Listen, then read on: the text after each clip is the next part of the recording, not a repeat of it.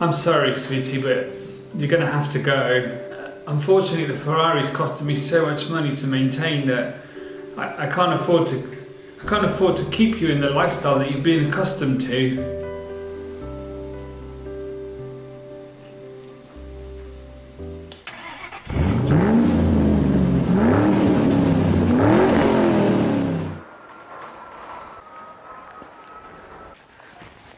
The Fez is back. Well, it's been quite a while since I've given you an update on this car or any other cars actually. As usual, I've just been really busy. Work has been a bit mental recently, so I haven't been able to do anything apart from work. And I stupidly bought a boat recently, and a boat is even more high maintenance than a Ferrari. I hadn't realised that at first. Anyway, enjoying the boat, although the weather is not very good at the moment for it, but anyway, I was going to do a video on the boat at some point if you're interested, but it's not really part of the channel. But anyway, if anybody wants to see it. So the last time you saw the Ferrari was probably in December, which is, well, over 2 months ago, I think, was the last time this car was on the channel.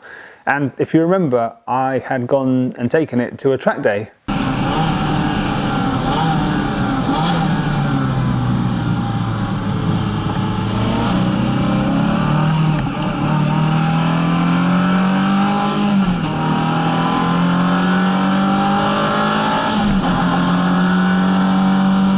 Really enjoyed the car at the track day. It's just great to put it on a track where you can do whatever you want with it, although I didn't really massively push it. But then, if you remember, I also had a bit of a problem with the gearbox on the way home. Tiny little problem, really, just tiny, not really a problem, sort of. And then all of a sudden, it did something really weird. The revs just went sky high. The car went into neutral, and all these bleeps started going. Shortly after the track day, I actually just got to the car and took it to the Ferrari mechanic, the independent Ferrari mechanics, and because it needed its 3-year major service, and so I thought, well, they can have a look at the gearbox at the same time, do its major service, and in January it also needed its annual ITV, it's called the ITV here, annual inspection, a roadworthiness inspection. So there's quite a lot to do with the car, so I thought, let's just do it all at the same time. And off it went, and I haven't seen it. I only got it about 2 weeks ago, and we are we're end of February. In my 2+ years of owning a Ferrari, the thing I've realised the most, that it really isn't so much about buying the car, it's much more about keeping it on the road. It's a lot of money. It starts really adding up. Now, I mean, I did a video, I think last year, and I was explaining how much it was costing me. And I think I said it was about 5,000–6,000 a year.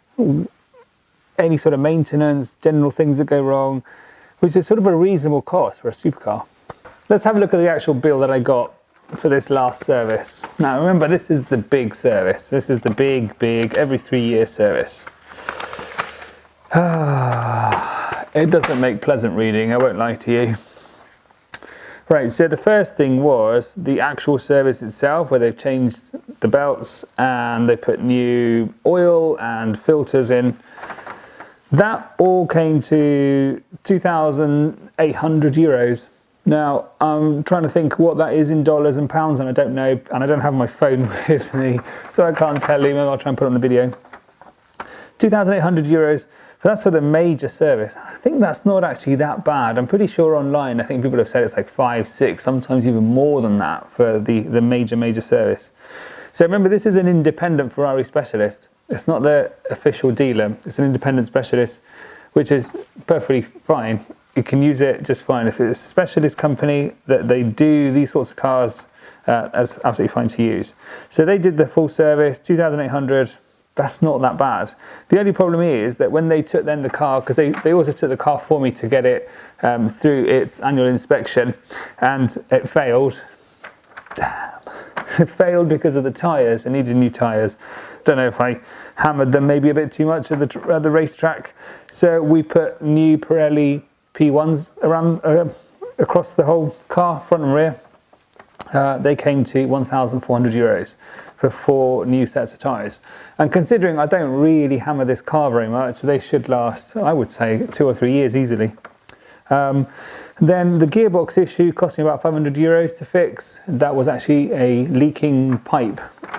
I think there was some little tube or something that was causing the system to lose pressure.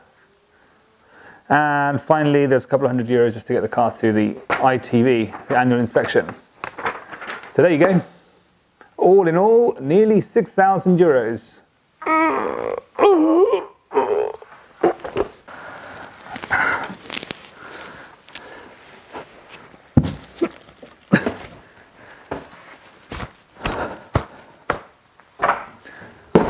Now, when they did the annual service, or every triennial, 3 years, anyway, when they did the big service, they fixed the gearbox issue, and actually the gearbox is transformed. What I've realised is for the past 2.5 years, I've been driving around with the gearbox, which isn't quite 100%, because the gearbox now, oh my God, it's like another world. The shifts are so much better. So I asked him what he'd done to the gearbox, and he just said, well, we've just fixed it. We've just put it, everything as good as it could possibly be. It's, what a difference. If anybody's got one of these cars, they need to give their gearbox an overhaul, their pressure system, everything.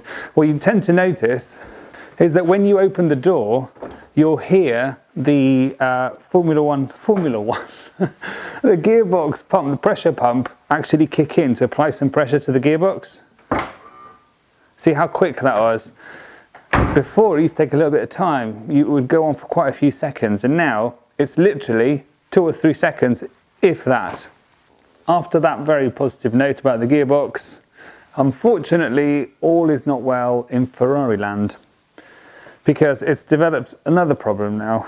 So it's not going to go anywhere today. We're not going to take it out. It's a little bit too risky. I won't go into what's wrong with it, but it's got 2 things. That one is potentially a real problem, and the other one is also potentially a real problem. I'm really worried about the cost of both of those issues. So anyway, I will do a separate video on that, probably when I take the car in the next few days over to the dealer to get it sorted. But in the meantime, it was nice to have it back while I had it back. I haven't used it a huge amount just because the weather's been really on and off, and there's just no point in just getting it out there in rubbish weather. It really isn't. So, right. Anyway, I will try and post something before, I don't know, 6 months to give you a bit of a sooner update as to what's going on with the car.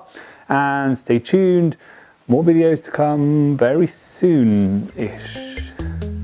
Unfortunately, the Ferrari's costing me too much money to keep on the road. You're not supposed to get up here yet. Get up.